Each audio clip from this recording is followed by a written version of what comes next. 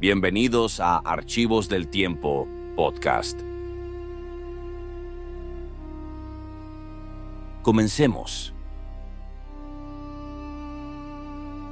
Hoy nos metemos de lleno en una de las catástrofes más extrañas y a primera vista casi absurdas de la historia, la gran inundación de melaza de Boston. Es que el nombre ya suena a broma, ¿verdad? Una inundación de melaza. Totalmente.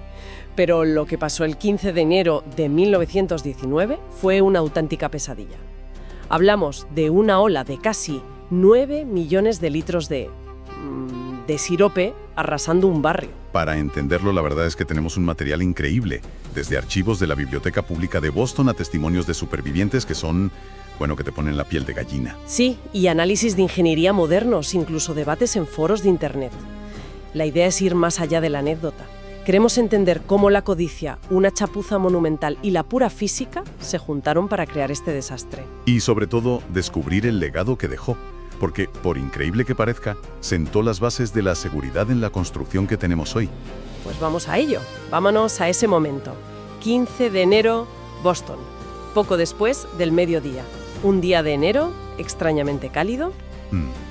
Y de repente, un estruendo. Pero no una explosión. Los testigos hablaban de un sonido metálico, profundo, como un desgarro. Seguido de un tabletero como una ametralladora, decían. Exacto. Eran cientos de miles de remaches saltando a la vez de las planchas de acero de un tanque de 15 metros de altura. Hay un testimonio que me impactó muchísimo. El de Harold Dorley. El mismo. Un agente de transportes con la oficina al lado. Dijo, y cito, «Supe instintivamente lo que era. El tanque de melaza se ha roto», grité. Y justo después de ese grito, la ola. Una pared marrón, pegajosa, en su punto más alto, de hasta 15 metros. 15 metros. Y moviéndose a casi 60 kilómetros por hora. Es que esa es la primera cosa que choca. Piensas en melaza y te imaginas algo súper lento. No. Y esto fue un tsunami. La energía que liberó fue descomunal. ¿Hasta qué punto? Pues mira, hay informes que cuentan cómo la ola dobló las vigas de acero de una vía de tren elevada. Doblarlas como si fueran alambre. ¡Qué barbaridad! Arrancó edificios enteros de sus cimientos. La prensa intentaba describirlo. El Boston Post al día siguiente publicó una frase que es terrible pero muy gráfica. A ver. Decía, los caballos morían como moscas en papel matamoscas pegajoso. Cuanto más luchaban, más se hundían. ¡Uf! ¡Qué imagen!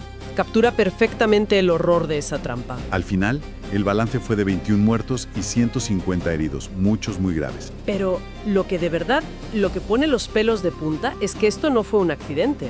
Esto se veía venir. No, para nada. Fue una crónica de un desastre anunciado, una cadena de decisiones terribles.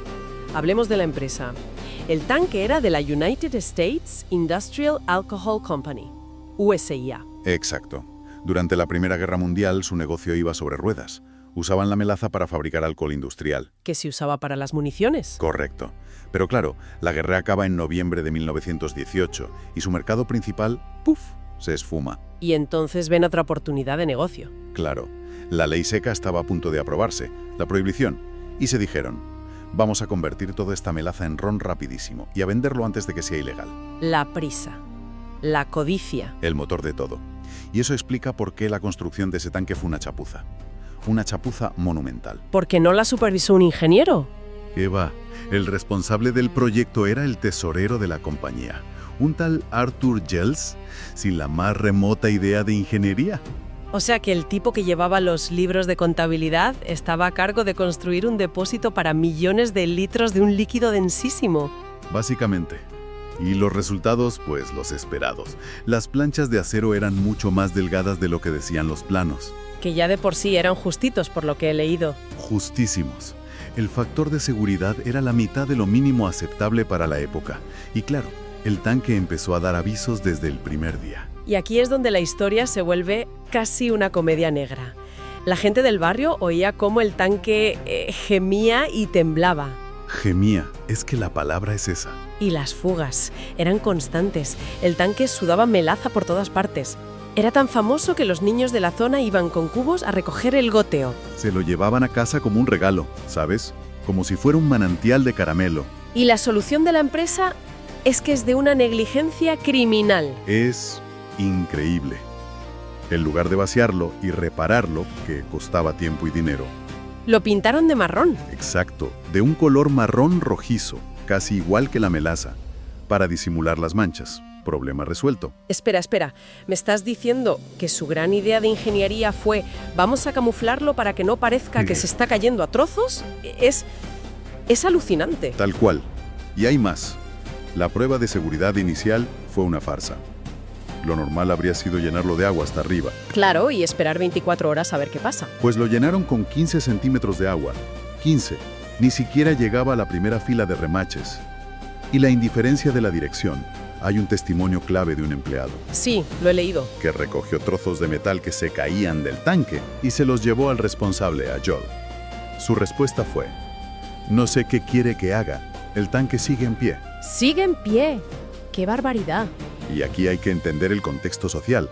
Esto no pasó en un barrio rico. El North End era un barrio obrero superpoblado. Principalmente inmigrantes italianos. Exacto.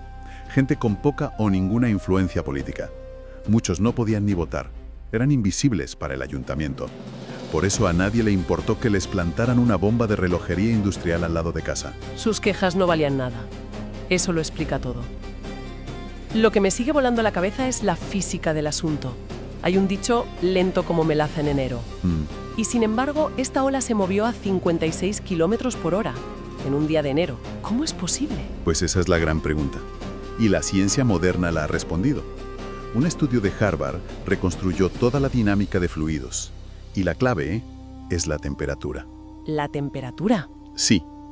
La melaza del tanque no estaba a la temperatura de Boston de ese día, que eran unos 4 grados.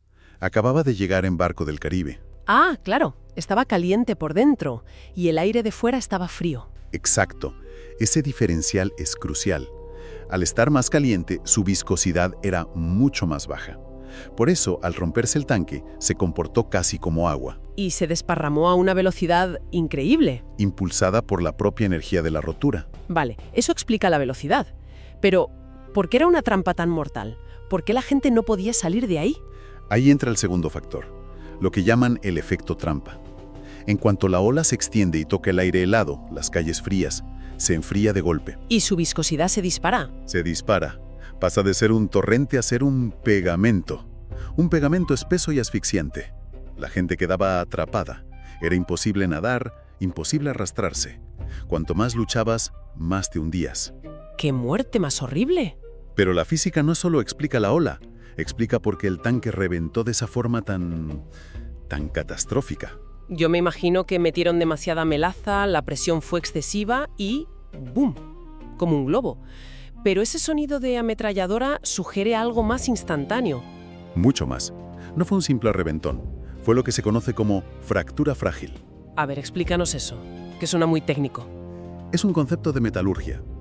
La mayoría de los metales, como el acero, son dúctiles. Si los tensas, se deforman un poco antes de romperse. Como un clip que doblas. Justo. Pero por debajo de cierta temperatura, ese mismo metal puede volverse frágil y se rompe de golpe, sin aviso, como un cristal. O sea que el frío convirtió el tanque en una especie de bomba de cristal gigante. Exactamente esa es la imagen. El acero que usaron tenía un bajo contenido en manganeso, que es lo que le da resistencia al frío. Por eso, el frío de aquel día en Boston fue suficiente para que el metal estuviera en su estado frágil. Hay una analogía muy buena con unos barcos, ¿no? Sí, los barcos Liberty de la Segunda Guerra Mundial. Se construyeron miles, muy rápido, y muchos se partían por la mitad en el Atlántico Norte. Por lo mismo, el acero se volvía quebradizo con el frío. ¡Qué locura! Pues en Boston ese día tenías la tormenta perfecta. Un acero frágil por el frío, soportando casi el doble de la presión para la que estaba diseñado. El resultado no fue una fuga, fue una fractura que se propagó a la velocidad del sonido. Una rotura explosiva. De acuerdo, el panorama es desolador. Una ciudad cubierta por una capa pegajosa. La limpieza tuvo que ser... de otra dimensión. Una pesadilla logística. Duró meses. Lo primero que hicieron los bomberos fue echarle agua dulce. Lo más lógico. Pero fue un fracaso total. El agua fría resbalaba por encima de la melaza ya sólida. No la disolvía. ¿Y entonces? ¿Cómo lo hicieron? La solución vino del propio puerto. Alguien se dio cuenta de que el agua salada sí que funcionaba. ¡Anda! Así que trajeron una bomba de un barco contra incendios y empezaron a rociar las calles con millones de litros de agua del puerto. El resultado fue que la bahía de Boston estuvo teñida de marrón durante meses. Y dicen que el olor a melaza duró décadas en los días de verano. Los vecinos más mayores lo juraban. Es que la imagen es tan potente que ha calado en la cultura popular. Me encontré algo muy curioso en un foro de Reddit, de un videojuego. A ver, El Power Wash Simulator, este juego de limpiar cosas con una hidrolavadora. sí, lo conozco. Pues los jugadores proponían que la gran inundación de melaza debería ser un nivel especial, el nivel de limpieza definitivo. Desde luego. Da una idea de la magnitud del desastre pegajoso. Pero las consecuencias más importantes no fueron la limpieza, sino la justicia. Porque la empresa, USAID, intentó lavarse las manos. Y de la forma más rastrera, culparon a anarquistas. Dijeron que un saboteador había puesto una bomba. ¿En serio? ¿La carta del terrorismo? Sí. Y no era una idea tan loca para la época, ¿eh? Era el miedo rojo. Había pánico social a los anarquistas. Era la cortina de humo perfecta. Pero no les funcionó. No. El juicio duró años y fue monumental. El juez no dejó piedra sin remover. Y la conclusión del tribunal fue clara. El tanque se había derrumbado por su propia debilidad estructural. Y la empresa tuvo que pagar. Millones de dólares de la época a las víctimas. Y el caso fue histórico por dos cosas. Fue una de las primeras acciones populares, una class action, contra una gran corporación. Agruparon todas las demandas en una. Exacto. Y fue pionero en el uso de peritos expertos, ingenieros, científicos. Sus testimonios desmontaron la mentira de la bomba. Y de todo este horror, de toda esta negligencia, al final salió algo bueno. Ese es el legado del que hablábamos. Sin duda. Ese es el giro final. A raíz de la sentencia, la legislación cambió radicalmente. Boston y luego otros estados aprobaron leyes que hoy nos parecen de sentido común. Pero que entonces no lo eran. Para nada. Empezaron a exigir que los ingenieros y arquitectos firmaran y sellaran sus planos, que asumieran una responsabilidad legal. Y la supervisión pública. Y la supervisión de inspectores de obras públicos. Se hizo obligatoria. Vamos, que inventaron la normativa de seguridad en la construcción moderna. En gran medida sí. La idea de que un profesional responde por la seguridad de lo que diseña y que una autoridad pública lo verifica, nació de esas ruinas pegajosas. Cada vez que entramos en un edificio y damos por sentado que es seguro, le debemos algo a las 21 víctimas de aquella ola de melaza. Es increíble cómo, al final, todo encaja. Lo que empieza como una anécdota extraña acaba siendo una lección brutal sobre negligencia, sobre poner el beneficio por delante de la vida. Totalmente. La gran inundación de melaza no fue solo una tragedia local, fue un punto de inflexión. Obligó a la sociedad a replantearse la responsabilidad de las empresas. Creó un legado de seguridad en la ingeniería que perdura. Y que sigue salvando vidas. Absolutamente. Y esto nos deja con una reflexión final. La empresa intentó echarle la culpa a un enemigo externo, los anarquistas. Una táctica muy vieja.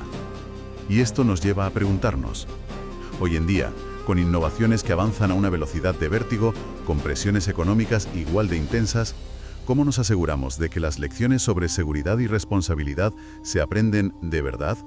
En lugar de simplemente buscar cabezas de turco cuando algo inevitablemente sale mal. El tiempo avanza, pero la historia nunca se detiene. Gracias por escuchar y hasta nuestro próximo encuentro.